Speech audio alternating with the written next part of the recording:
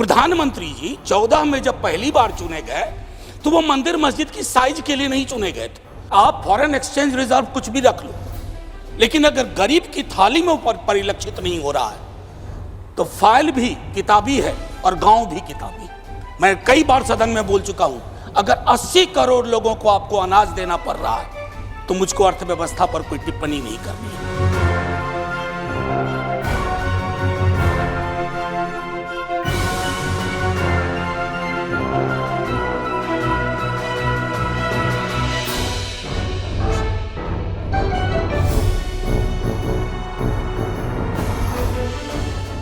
मैं सिर्फ ये कहना चाहूँगा, आज सुबह जब पता चला कि economic situation in the country पर शॉर्ट ड्यूरेशन डिस्कशन है, तो मुझे कभी नहीं लगा था कि हमारी पूरी बातचीत टैक्सेशन, फॉरेन एक्सचेंज रिजर्व्स और वगैरह वगैरह की चीज़ों में रहेगी। अर्थव्यवस्था का वो एक चेहरा हो सकता है, लेकिन एक जनप्रतिनिधि जो राज्यसभा और लोकसभा में बैठे हुए हैं, उनके लिए आर्थिक परिस्थिति पे जब हम बात करते हैं ना, तो सर सबसे पहले गरीब की थाली नजर आती है। गरीब की, आप फॉरेन एक्सचेंज रिजर्व कुछ भी रख लो, लेकिन अगर गरीब की थाली में ऊपर परिलक्षित नहीं हो रहा है तो फाइल भी किताबी है और गांव भी किताबी। मैं सिर्फ, और हाँ बहुत बढ़िया कहा जावड़ेकर साहब ने कहा 80 करोड़ लोगों को, हालांकि मैं उस शब्द का इस्तेमाल नहीं करूंगा कि मुफ्त कुछ नहीं होता है सर।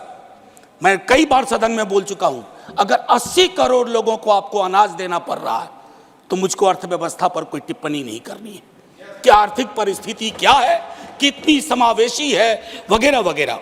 सर माननीय उपसभापति जी, सुधांशु जी जब बोल रहे थे तालियां बज रही थी सत्ता पक्ष से, बजती भी हैं। अब विजय साई रेड्डी जी को कष्ट हुआ तो उन्होंने कह भी दिया कि ताली क्यों नहीं बजा रहे हो। तो जब सुधांशु जी ताली बजा रहे के वक्तव्य पे ताली बज रही थी तो मुझे लगा कि गांव शहरों के बेरोजगार पर यह ताली कितनी भारी पड़ रही होगी। प्रधानमंत्री जी 14 में जब पहली बार चुने गए तो वो मंदिर मस्जिद की साइज के लिए नहीं चुने गए थे। 2 करोड़ प्रतिवर्ष नौकरियां उनका वादा था। 2 दाहें 20 करोड़। एक श्वेत पत्र तो बनता है कि हम कहां हैं। सर माननीय उपसभापति महोदय, मैं कुछ चीजें आपके मध्य, क्या ऐसा तो नहीं है कि हम मानव विहीन और मानवीयता विहीन ग्रोथ स्टोरी के पक्ष में भजन गा रहे हैं, करतल ध्वनि कर रहे हैं। सर कोई भी वैसा ग्रोथ जो फेसलेस हो, जॉबलेस हो, उस ग्रोथ से देश की हकीकत नहीं बदलती है। सर बड़ी बड़ी बात लोग कर रहे थे। अभी पिछले महीने ये खूबसूरत किताब आई है, वेल रिसर्च्ड। आधी किताब में सर रेफरेंस है, ये है अनइक्वल। सर हम किन देशों से पीछे हो गए हैं पता है? छोड़िए अमेरिका यूरोप की बात, बांग्लादेश और नेपाल इनकम इनइक्वालिटी को एड्रेस करते हुए मानवीय सूचकांक में हमको पीछे छोड़ चुका है। ये है सर दस्तावेज, ये अनइक्वल स्वाति नारायण की। बीते दिनों बिहार में एक जातिगत सर्वेक्षण हुआ।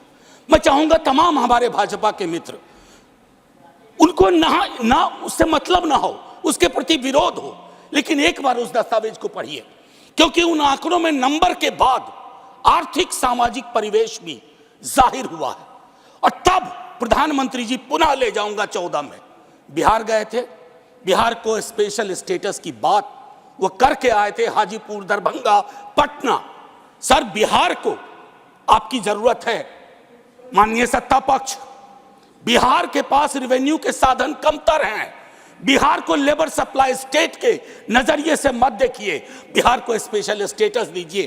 क्योंकि अगर आप इस किताब का विश्लेषण करें, सरकार के आंकड़ों का विश्लेषण करें, तो आपको साफ दिखेगा कि बिहार, झारखंड, उत्तर प्रदेश और मध्य प्रदेश देश के बाकी राज्यों से पिछड़ रहा है। उसके अलावा दूसरा पहलू कहता हूं माननीय उपसभापति महोदय, इस किताब में बाबा साहब भीमराव अंबेडकर को धृत किया गया है, नॉर्थ साउथ डिवाइड के संदर्भ में भी। और ये पुरानी बात है सर, एफडीआई को ही देखिए कि नॉर्थ में कितना, साउथ में कितना, तो ये फर्क आपको साफ नजर आ जाएगा। इसलिए मैं कहता हूं कि बिहार को नए नजरिए से देखिए। जो शुरुआत वहां के मुख्यमंत्री नीतीश जी, तेजस्वी जी ने की, आप हैंड होल्डिंग करिए और स्पेशल स्टेटस दीजिए। दूसरी चीज सर, अगर मनरेगा में रूरल डिमांड बढ़ रहा है तो रूरल डिस्ट्रेस को एक्नॉलेज करिए। उसको एक्नॉलेज किए बगैर बात नहीं बनेगी। उसको डिनाल से अब कुछ हासिल नहीं कर पाए। पॉवर्टी इंडेक्स पर आपने कई वर्षों से काम नहीं किया। आप आंकड़ों के बारे में तो इस सरकार का दृष्टिकोण है कि विश्व के टिम्बकटू में अगर एक आंकड़ा पक्ष का कोई बोल दो तो उसको प्रदर्शनी लगा देंगे। अगर कोई आंकड़ा सरकार को असहज करता है तो कहेंगे हम तो इसको मानते ही नहीं है, इनकी तो मेथोडोलॉजी खराब है। साहब नहीं, ये डिफरेंशियल दृष्टिकोण मत रखिए। हंगर इंडेक्स पे खुल के कहिए हम मीट नहीं कर पाए हैं। ये सत्ता पक्ष और विपक्ष का मामला नहीं है, ये मामला है हमारे कलेक्टिव फेलियर का। हमें एड्रेस करना होगा। आपको असल में लग गया सर, बस 1 मिनट लूंगा माफी के साथ। सर, आपको असल में लगता है कि आप इनकम इनइक्वालिटी की बात ना करें, पॉवर्टी रिडक्शन की बात ना करें, अनएम्प्लॉयमेंट एड्रेसिंग की बात ना करें, चुनाव आप फिर भी जीत जा रहे हैं। मैं मानता हूं आपने वो तिलिस्म विकसित कर लिया है कि समस्याओं को एड्रेस किए बगैर भी चुनाव कैसे जीते जा सकते हैं। लेकिन जिन बोतल से निकला ये जिन्न देश पर बहुत भारी पड़ने जा रहा है।